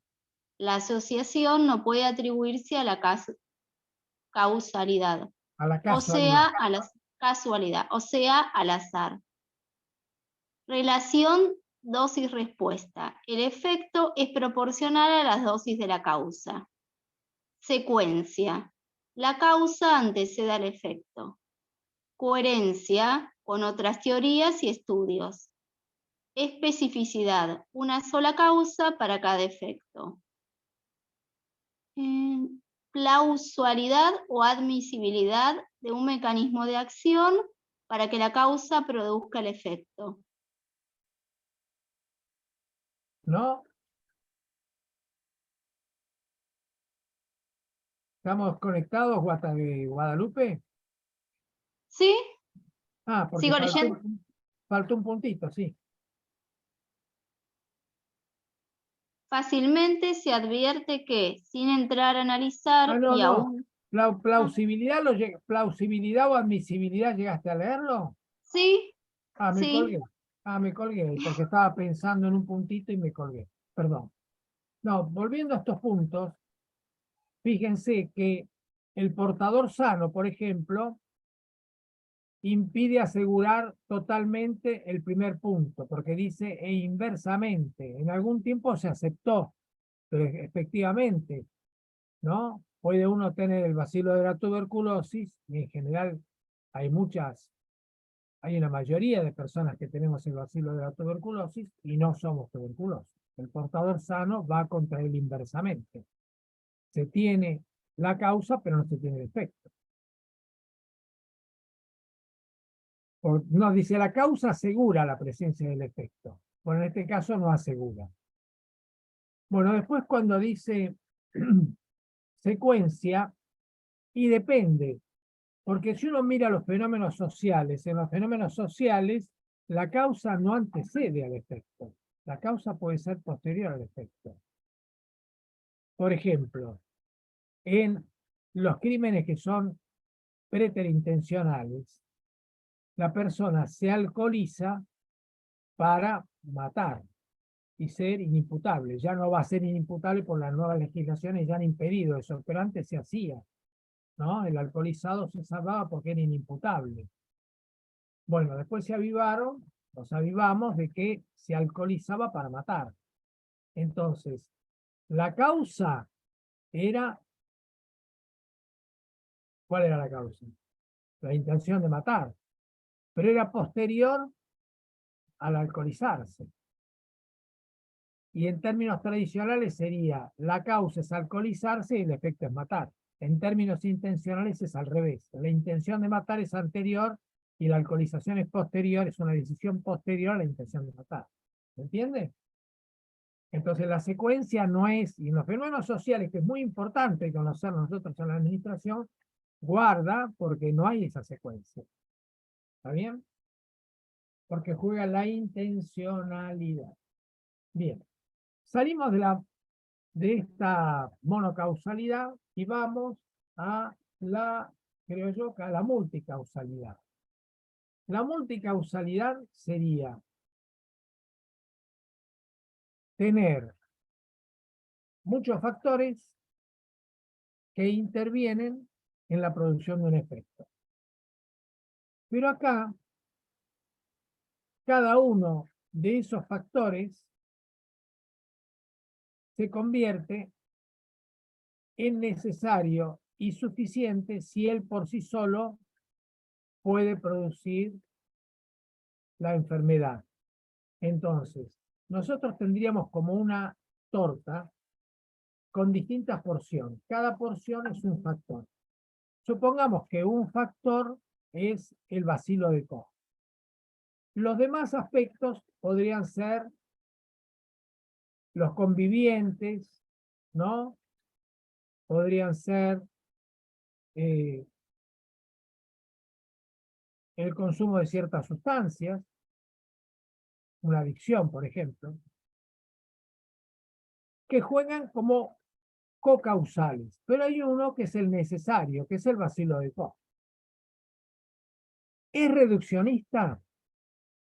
Es menos reduccionista que monocausal, pero sigue siendo reduccionista.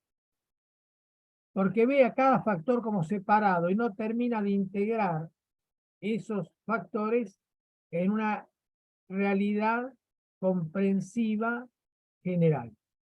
Cada uno de ellos, mira, qué lástima, le tocó el bacilo de Koch y como estaba asociado con una adicción, tuvo la tuberculosis. No, es como explicar como la casualidad, un poco casi parecido a la casualidad. Como tenía de casualidad tal cosa y le tocó el bacilo, ese se enfermó. El otro no se enfermó porque de casualidad se salvó de la otra cosa. Entonces, es un modelo que todavía tiene cierto reduccionismo. Entonces, algunos autores, que ustedes si leen esto los encontrarán para poderlos profundizar, prefieren un modelo sociocultural.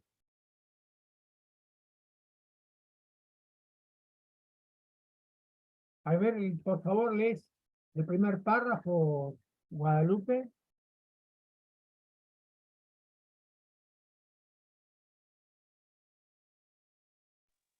En el modelo sociocultural.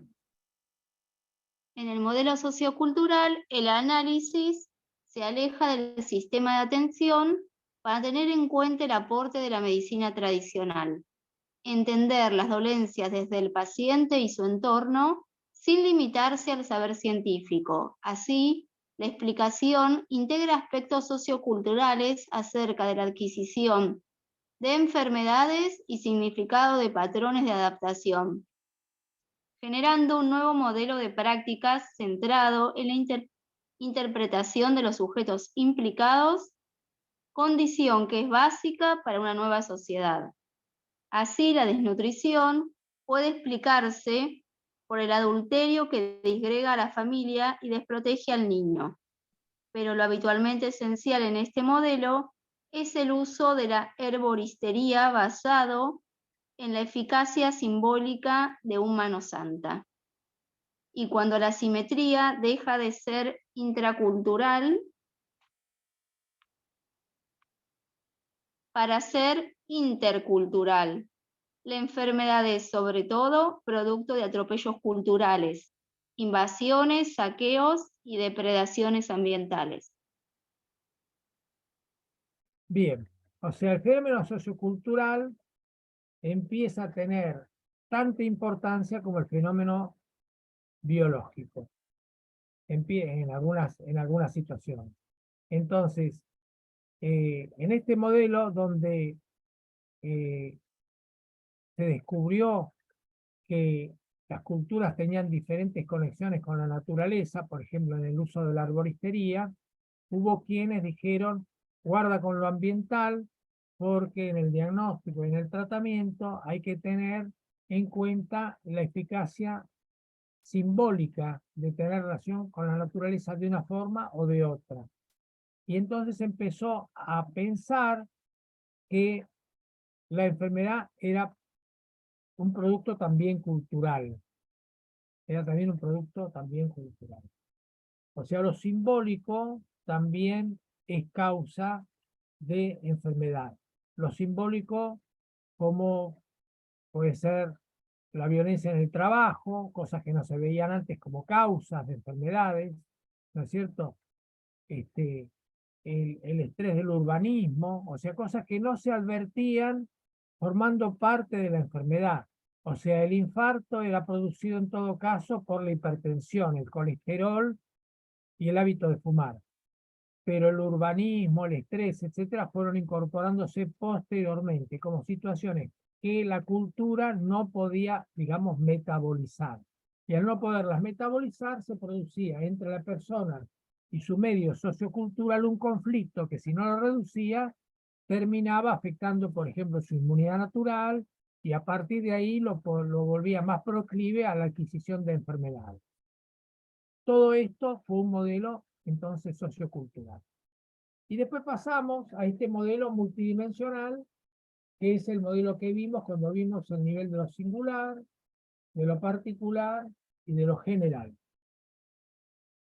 Pero yo quería mostrarles en este cuadro un ejemplo de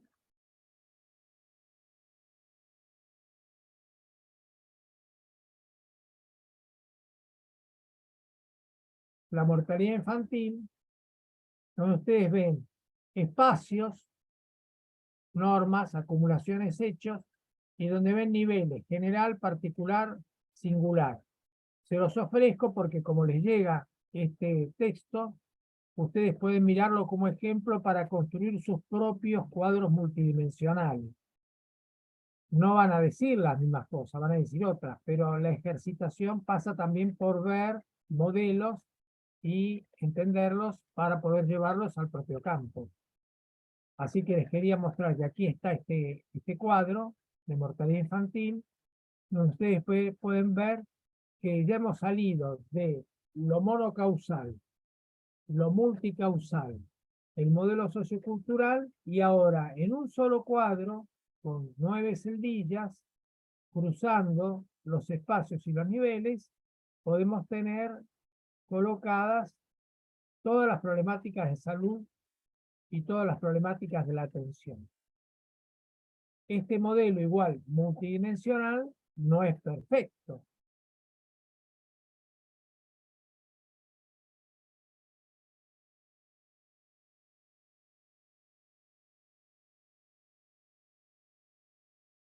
Entonces vemos otros modelos que discuten esta multidimensionalidad, ¿no? Que son las 6:44, 18:44. Por ahí entonces me parece mejor que cortemos acá porque esto es denso de leer, ¿no? Pero es la discusión del modelo multidimensional, donde se lo colocó como un modelo integrador, porque habla de determinación y no de causalidad, sale muy bien de la causalidad lineal, integra, como otros modelos no lo hacen, propone un esquema muy rico que logra sistematizar lo que es la causalidad como no lo hacen otros esquemas e incluso algunas visiones de la causalidad como esta sociocultural que hablamos, no tiene un esquema para ofrecernos tan duro, tan claro como este. Entonces, uno un poco se puede enamorar de un esquema, pero también hay que contarle las costillas, encontrarle los pies de barro, dónde puede estar fallando. Y le propongo estos puntos para que ustedes lo lean en tranquilidad y comentemos luego, ¿no? Comentemos luego que ustedes lean estas páginas, comentemos en el próximo encuentro, cuáles serían los puntos flacos del modelo de determinación que tiene 9 casilleros. Es muy importante entender para qué sirve y al mismo tiempo cuáles son sus posibles falencias, porque nosotros en la administración vamos a elegir dónde actuar, no en cualquier lugar. Eso va a estar limitado por la posición que nosotros ocupemos en la institución, pero también está condicionado por la visión que nosotros tengamos de los problemas. Y podemos actuar a nivel singular, claro, puede ser muy útil y puede haber una solución importante ahí. ¿Podemos actuar a nivel particular? Por supuesto, puede ser. Ya depende un poco también de la posición institucional que tengamos. ¿Podemos actuar en el nivel político, económico, social, general? Puede ser también, depende de la situación en que nos encontremos. A veces no es que dependa de nosotros, pero podemos decir algo al respecto que influye en los que toman decisión.